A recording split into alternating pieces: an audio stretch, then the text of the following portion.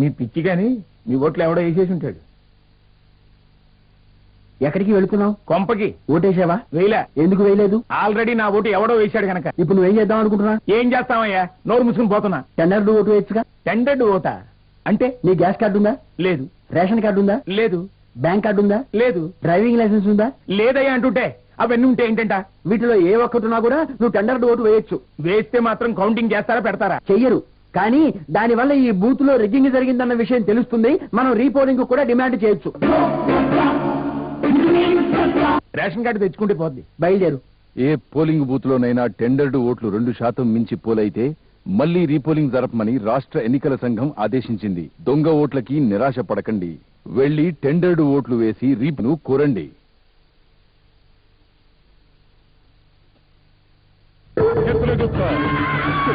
ఈ పార్టీ ప్రతి ఎలక్షన్ లో తన ఓటు అమ్ముతున్నారు ప్రభు. ఏమిటి మాయ? ఎక్కడికి వెళ్ళావు? ఓటేయడానికి. చచ్చిన వాడికి ఓట? నేను పోయినా ఓటర్ లిస్ట్ లో నా పేరు పోలేదు. ఎవరో దొంగోటేశాడు.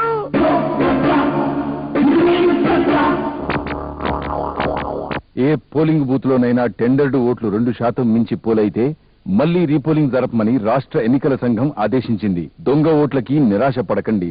వెళ్లి టెండర్డ్ ఓట్లు వేసి రీపోలింగ్ ను కోరండి.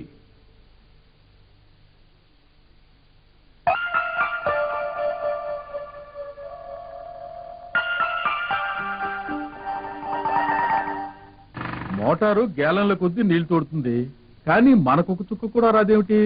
ఎంత తోడినా రావు. ఈ మడతలు మెలికలు చెత్తా చెదారం అడ్డున్నంత వరకు రావు. మంత్రి గారు, సెక్రటరీ, కలెక్టర్, ఎమ్మెల్యే, ఆర్డీఓ, ఇంకా ఎంఆర్ఓ, విఏఓ, మన ప్రజాస్వామ్యంలో బాధ్యతల కన్నా బరువులు ఎక్కువ. ఇవన్నీ కాక ప్రతి మలుపులోనూ చిల్లర దొంగతనాలు. ఈ చాంతాడు మనకు అవసరమా? మనకు లేదు. మన నెత్తి మీద ఇంతమంది అవసరమా? మనకు లేదు. ఇవన్నీ సైడ్ చేసి మన వాటా మనకి డైరెక్ట్ చేస్తే పోలా? 100% అధికారం ఒకచోటే ఉంటే ప్రజలకు 90% బొట్టి చేతులే. స్థానిక ప్రభుత్వానికి ఎన్నికలు ఒకటే చాలవు. అవసరమైన నిధులు అమలు చేసే అధికారం కూడా ఉండాలి. ఇది మంచిదని తోస్తే సమర్థిస్తూ ముఖ్యమంత్రి గారికి రాసి ప్రభుత్వంపై ఒత్తిడి తీసుకురండి.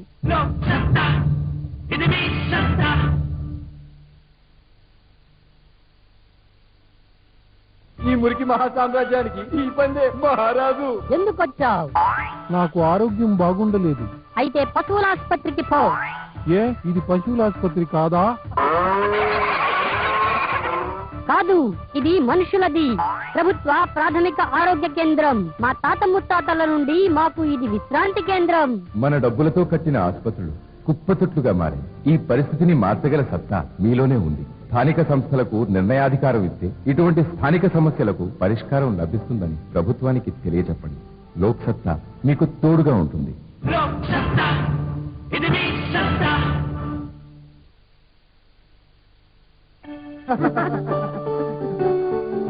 ఉండండి, కాఫీ పెట్టమని చెప్పాను. వచ్చేస్తుంది. ఏంటి కాఫీ చెప్పి గంటైనా ఇంక నిలబడి తిరిగి కబుర్లు చెప్తున్నావు? తెస్తారా ఎల్లు.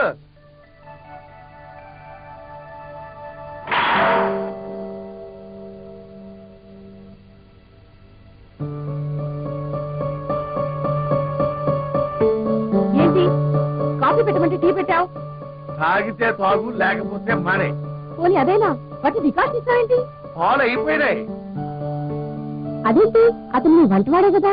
మా వంటవాడే, కానీ జీతం మా తాపిస్తాడు, డబ్బులు మా దగ్గర తీసుకుని. అందుకే మా మాట వినరు, మా పనులు జరగవు. జీతాలు బదిలీలు హైదరాబాద్ లో జరిగితే మండపేటలో పనులెందుకవుతాయి? స్థానిక ప్రభుత్వాలకు ఎన్నికలే కాదు, అధికారాలు, బాధ్యతలు, నిధులు ఎక్కడికక్కడే అప్పచెప్పాలి.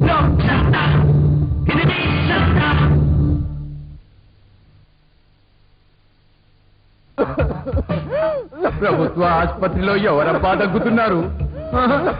ఈ పేషెంట్లు మాత్రం కాదు. ఈ మహారాజు అయితే కానే కాదు. ఈ అందాల రాని కానే కాదు.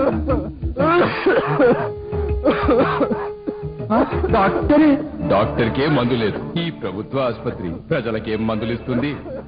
ఈ సిబ్బంది జీతభత్యాలకు ఏడాదికి 15 లక్షల ఖర్చు, కానీ ప్రజలకిచ్చే మందులకు కేవలం 70,000.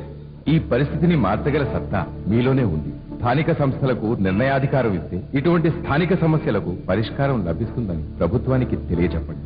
లోక్సత్తా మీకు తోడుగా ఉంటుంది.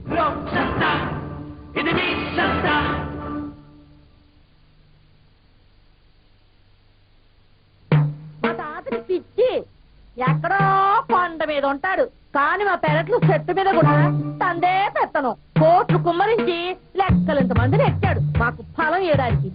అమ్మాయి గారికి పంపించు. అమ్మాయి గారికి, అమ్మాయి గారికి, అమ్మాయి గారికి. ఆ? మా వాటా మాకు పడేస్తే మా పాటలో మేము పడతాంగా. ఎక్కడో దూరాన కూర్చున్న మా తాతలంత తెలివి మాకు లేకపోవచ్చు, కానీ ఇంతకన్నా బాగానే చేసుకోగలంగా. 100% అధికారం ఒక్కచోటే ఉంటే ప్రజలకు 90% తొక్కలే దొరుకుతాయి. స్థానిక ప్రభుత్వానికి ఎన్నికలు ఒక్కటే చాలవు.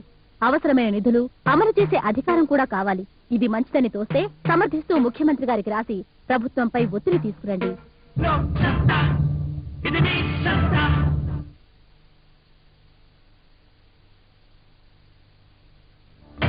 రాంబాబు, మీ మాస్టర్ క్లాస్కి వస్తారా? వస్తే వస్తారు, రాకపోతే రారు. వస్తే పాఠాలు చెప్తారా? చెప్తే చెప్తారు, చెప్పకపోతే చెప్పరు. బయటకు వచ్చావే, క్లాస్ లేదా? ఇవాళ మాస్టర్ క్లాస్కి వచ్చారు, నన్ను కిల్లి తమ్మన్నారు. నేను క్వశ్చన్ వేస్తాను, ఆన్సర్ చెప్తావా? చెప్తే చెప్తాను, చెప్పకపోతే చెప్పను. 9 5 ఎంత? నీకు తెలీదా? నువ్వు మాస్టర్లని చదివావా? మన డబ్బులతో కట్టిన పాఠశాలలు మన పిల్లల భవిష్యత్తుతో ఆడుకుంటున్నాయి.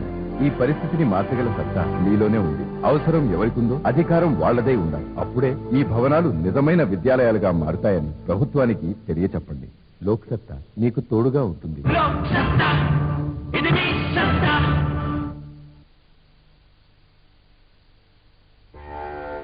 మా గుళ్ళో దీపం పెట్టాలి, కానీ ఆగాలి. అది రావాలి, హైదరాబాద్ నుంచి రావాలి. అది ఆరిపోకుండా దారి పొడుగున నలుగురు కాపలా. నూనె అయిపోయినప్పుడు పోయడానికి ఇంకో నలుగురు భర్తీ. అదిగో వచ్చింది. సంక్రాంతికి రావాల్సింది శివరాత్రికి వచ్చింది. 2 చుక్కల నూనెతో అయ్యేది 2 లీటర్ల నూనె పట్టింది. మా వాటా నూనెలు మాకిస్తే మా ప్రమిదలు మేమే వెలిగించుకుంటాంగా.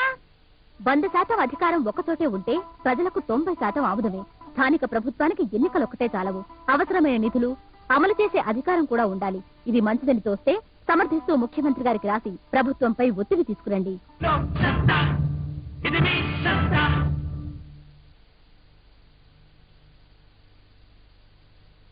మన ప్రభుత్వ పాఠశాలకు పునాది రాయి వేసిన మంత్రి గారి పిల్లలు స్కూల్కి వస్తున్నారండోయ్. అరే మన స్కూల్కి కాదా?